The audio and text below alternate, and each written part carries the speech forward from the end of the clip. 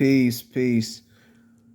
I wanted to go over a few things that I've been thinking about and been doing a lot of different stuff, but there's a few things that I wanted to discuss. And this is going to be a more serious video.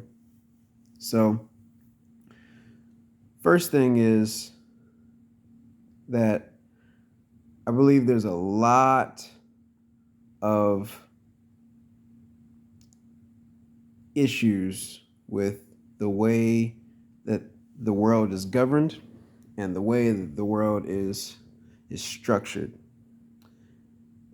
You can call it the order of the world.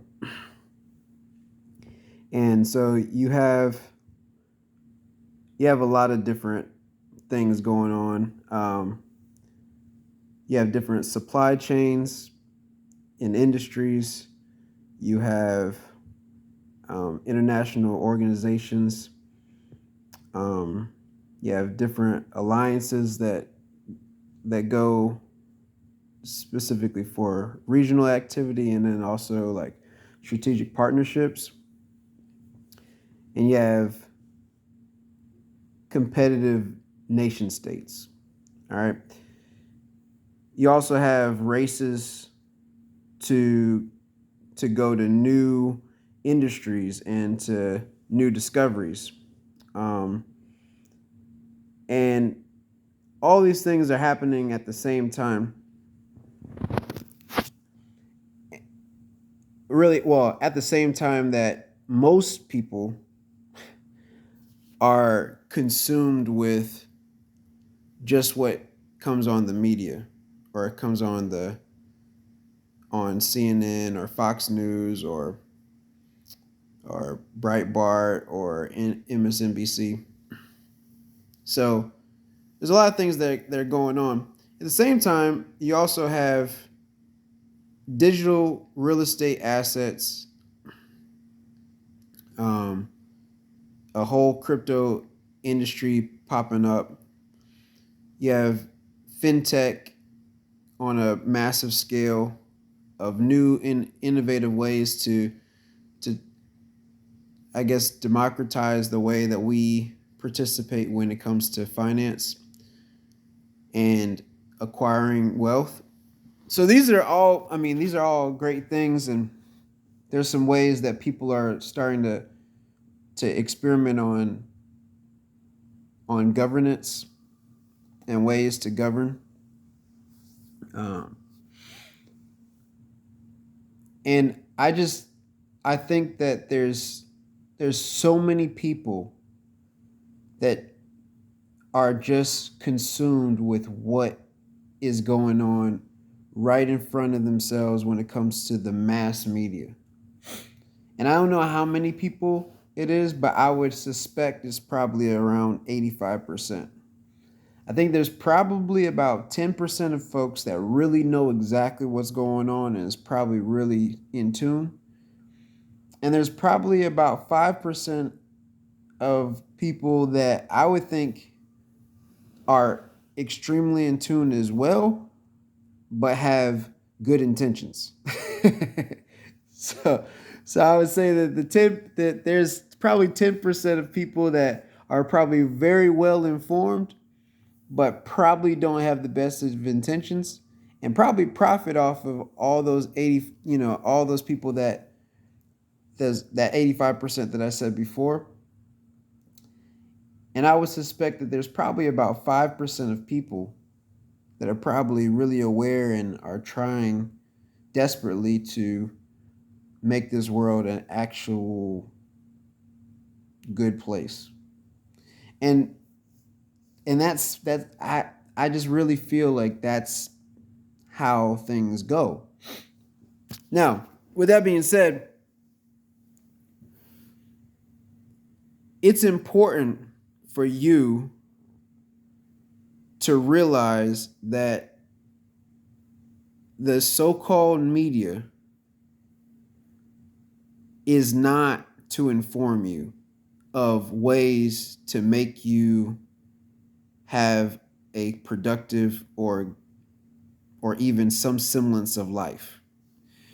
the national or the any national media, their job is to make you a willing participant of the policy of the nation. So whatever the strategic policy is of the nation, that's what the media is going to push. It doesn't matter if it's Fox News, it doesn't matter if it's CNN, it doesn't matter if it's MSNBC, it doesn't matter whoever it is. It doesn't matter. If they are a media outlet, they are going to have somebody's going to be in their pocket enough to tell them you need to push this objective or you need to push this agenda. And that agenda is always to make sure that the policy of the nation state survives, or the policy of the government survives. It doesn't matter if it's in Brazil, it doesn't matter if it's in Russia, it doesn't matter if it's in Japan, if it doesn't matter if it's in Bangladesh, Tanzania, wherever there is a mass media, that mass media is propped up by the government. So if you know instinctively that your government is probably not you and probably run by people that don't care about you, and you know this instinctively, then you probably don't need to listen to that. But if you do listen to it, if you hear it, you should hear it as a way to say, what are they trying to put in my brain? What are they trying to tell me and make me think to do? That's how you should think, because there's too much stuff out there, man, besides what they tell you. And you should know this by now.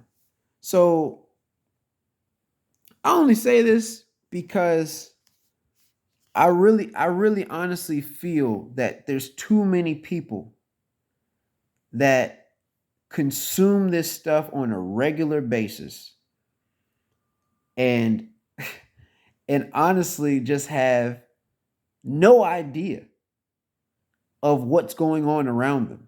Like, literally have no idea what's going on around them, unless the media tells them and gives it to them in little snippets, but they don't really understand the significance. So I would encourage you, if you're listening to this video, I would encourage you to take some time,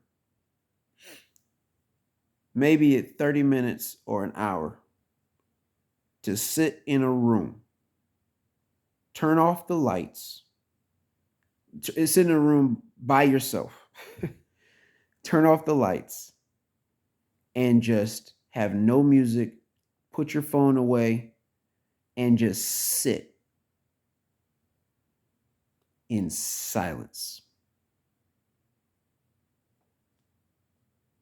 And just think. See, even that right there, when I paused for a sec, it was like, what's going on? Yeah, just think.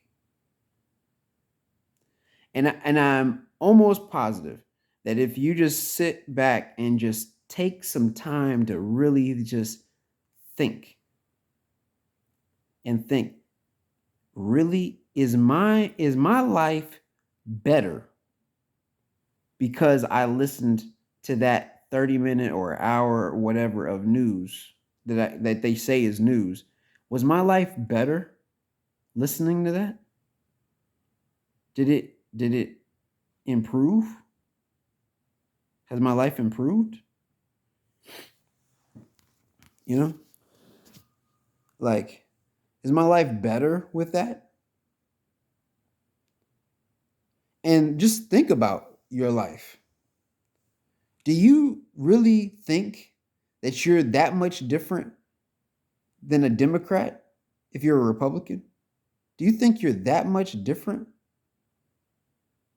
from a Republican if you're a Democrat? Do you think you're that much different if you live in New York compared to somebody that lives in Florida? Like, at this point now, do you really think that you're that much different? And I'm not saying that there's not different circumstances and people across the globe they might live in different circumstances. I'm not saying that there's not differences. But do you really think that you per se are that much different, or is it just your environment? It's a little different. But if someone from Bangladesh was living in Brooklyn where you lived and went to the same school that you went to, but they're from Bangladesh, they come to your school, like lived in your house on your street, had your same friends, do you think like had the same opportunities as you, same advantages, you know? Like, do you think that they would be any different than you? No. It's all about your environment. It's all about what you digest on a regular basis. It's all about your circumstances. So, with that being said,